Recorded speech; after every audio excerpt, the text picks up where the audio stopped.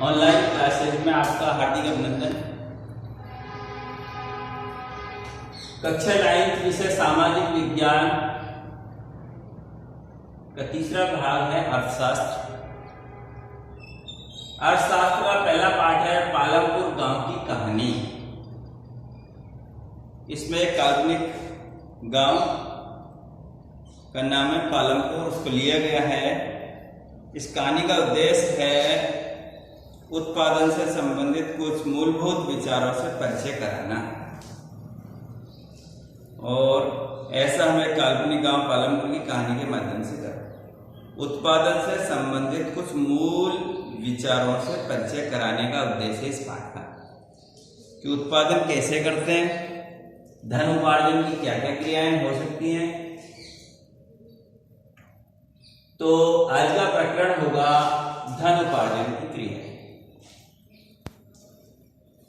धन कमाने की प्रमुख 2 क्रियाएं हो सकती हैं, क्योंकि पालमपुर एक ग्रामीण क्षेत्र का गांव है, जहां कुछ लोग कृषि क्रियाएं करते हैं। कृषि में आता है कृषि और पशुपालन। कृषि क्रिया करके धन उपार्जन करते हैं। दूसरा है गैर कृषि क्रियाएं, जिसके अंतर्गत आते हैं लघु विनिर्माण, परिवहन, दुकानदारी, मजदूरी आदि। इस प्रकार धन कमाने की प्रमुख 2 क्रियाएं थी इस गांव में, कृषि क्रियाएं और दूसरी थी गैर कृषि क्रियाएं।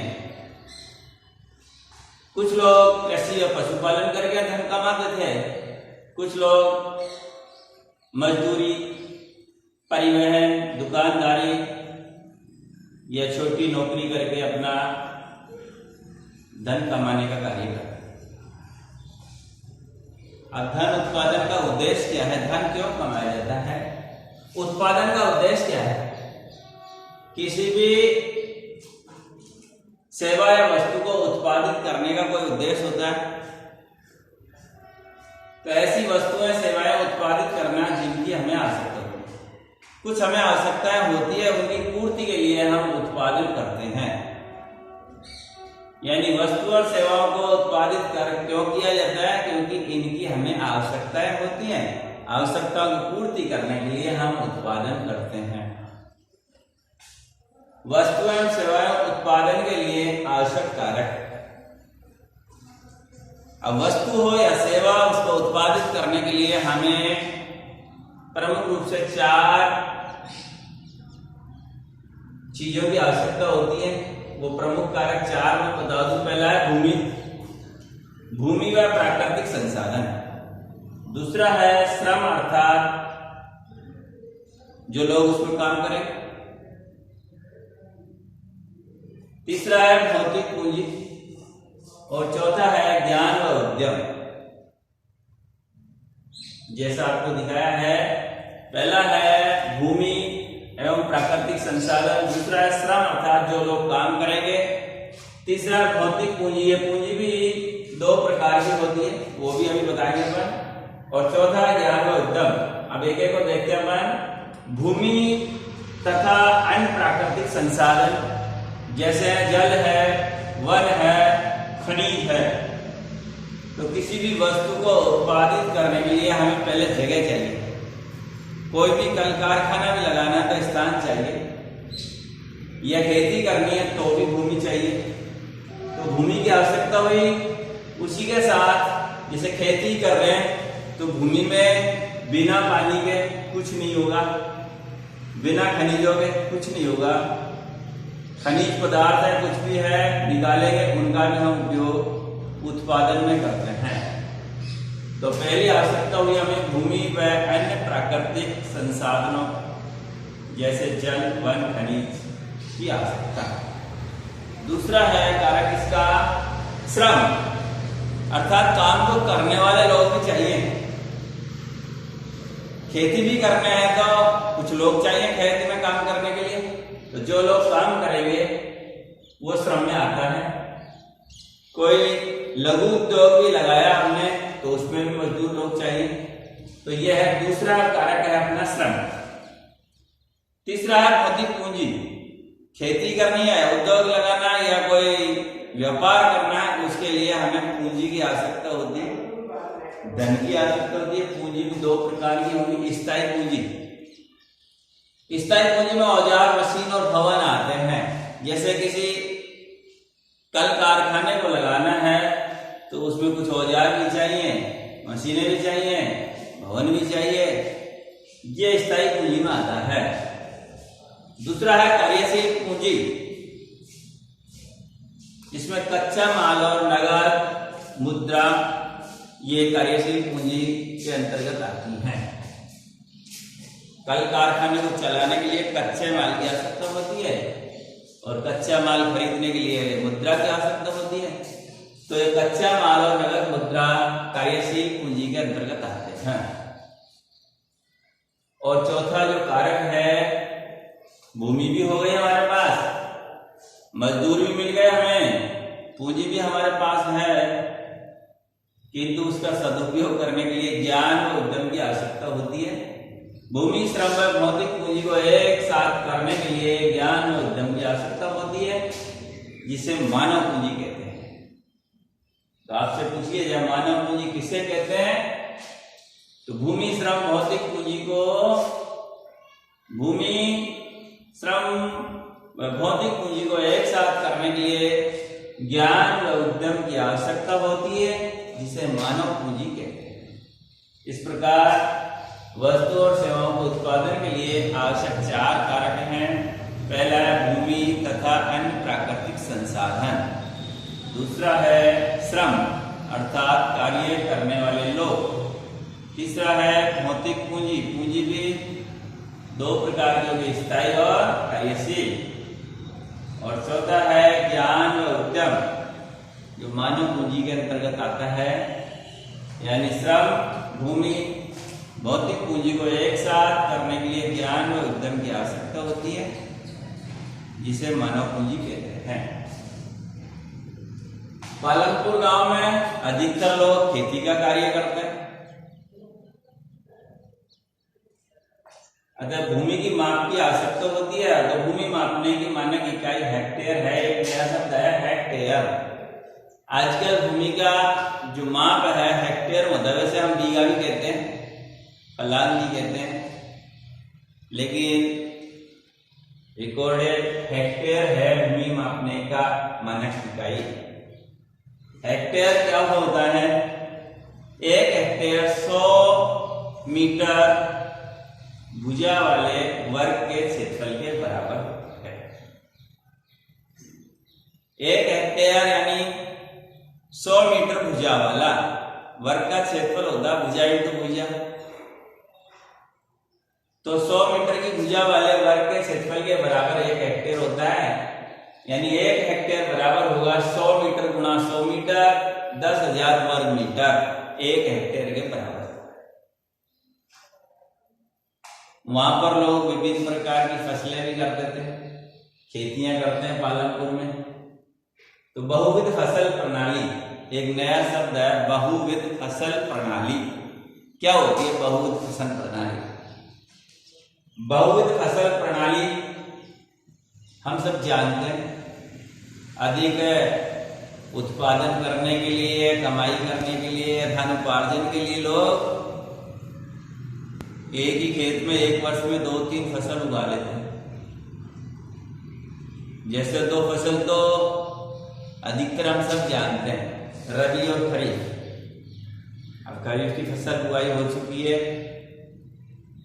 बाजरे वाजरे उग रहे हैं खेतों में। एक रबी की फसल होती है जिसमें अपना गेहूं, चना, जो।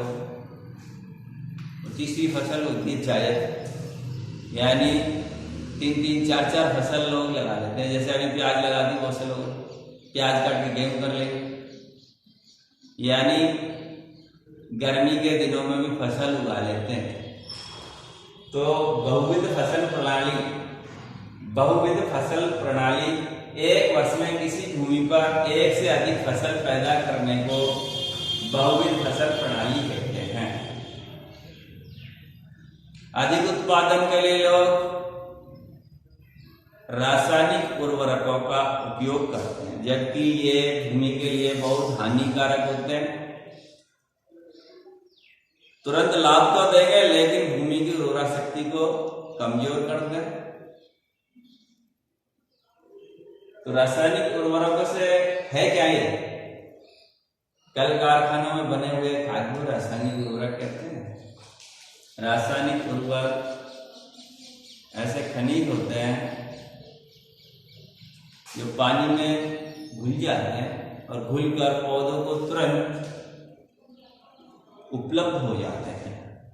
रासायनिक उर्वरक ऐसे खनिज है जो पानी में घुल जाते हैं, घुलकर तुरंत पौधों को उपलब्ध हो जाते हैं, लेकिन मिट्टी इन्हें लंबे समय तक धारण नहीं कर सकती है। ये मिट्टी से निकलकर भूमि जल, भूमि पर जो जल है, वर्षा के साथ जल बहता है, तो उसके साथ मिलकर ये नदियों और तालाबों को प्रदूषित करते हैं। ये मिट्टी में उपस्थित जीवाणु और सूक्ष्म अवयवों को भी नष्ट कर देते हैं, मिट्टी की उर्वरा शक्ति को कमजोर करते हैं, मिट्टी कम उपजाऊ हो जाती है, धीरे धीरे मिट्टी बंजर हो जाती है और पैदा होना कम हो जाता है। इसलिए हमें रासायनिक उर्वरकों का उपयोग कम से कम करना चाहिए। इसके साथ ही जैविक खेती करनी चाहिए, या जो अपना देसी खाद है, कूड़े करकट गोबर से बनी हुई खाद, पत्तियों से बनी हुई खाद का उपयोग करें तो हमारी जमीन की उर्वरा शक्ति अधिक समय तक बनी रहेगी। पालमपुर गांव में किसान भूमि के आधार पर दो श्रेणी में बांटे गए। पहले थे मझोले व बड़े कृषक, मझोले, मझले और बड़े। ऐसे कृषक जिनके पास 2 हेक्टेयर से अधिक जमीन थी, उन्हें मझोले और बड़े कृषक में श्रेणी में रखा गया। और दूसरे हो गए सीमांत व छोटे कृषक। ऐसे किसान जिनके पास जमीन 2 हेक्टेयर से कम होती है, वो सीमांत व छोटे कृषक कहलाते हैं। एक बार पुनः देख लें, हमने आज एक काल्पनिक गांव पालमपुर के आपकी कहानी पढ़ी। उसमें अधिकतर लोग खेती का कार्य करते हैं। धन कमाने की क्रियाएं 2 प्रकार से हो सकती है, कृषि क्रियाएं, गैर कृषि क्रियाएं। कृषि क्रियाओं में कृषि और पशुपालन, गैर कृषि क्रियाओं में आता है लघु विनिर्माण, परिवहन, दुकानदारी। उत्पादन का उद्देश्य उत्पादित क्यों किया जाता है? कोई भी सामान या सेवाएं उत्पादित क्यों? क्योंकि कभी आवश्यकता पड़ती है तो उत्पादन करना पड़ेगा। आवश्यकता की पूर्ति के लिए उत्पादन किया जाता है। तो वस्तुएं सेवाएं उत्पादित करने के लिए 4 कारकों की आवश्यकता होती है। पहला भूमि, जहाँ पर कोई कार्य करना है या उत्पादन करना है।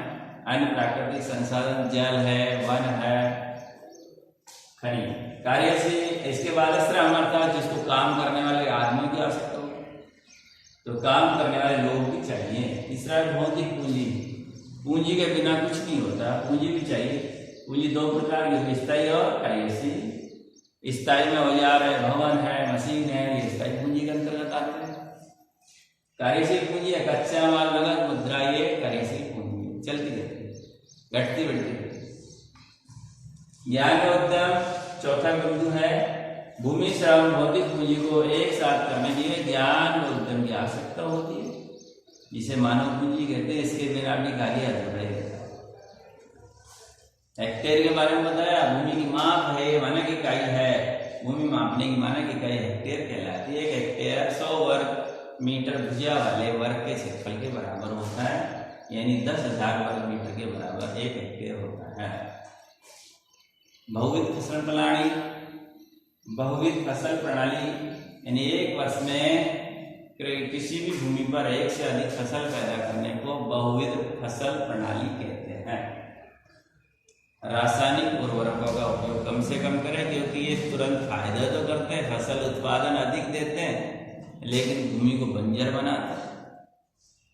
कल हम इसी पाठ को आगे बढ़ाते हुए आगे के जो बिंदु आएंगे उनके बारे में चर्चा करेंगे। धन्यवाद। आपको भी इस पाठ को पढ़ना है।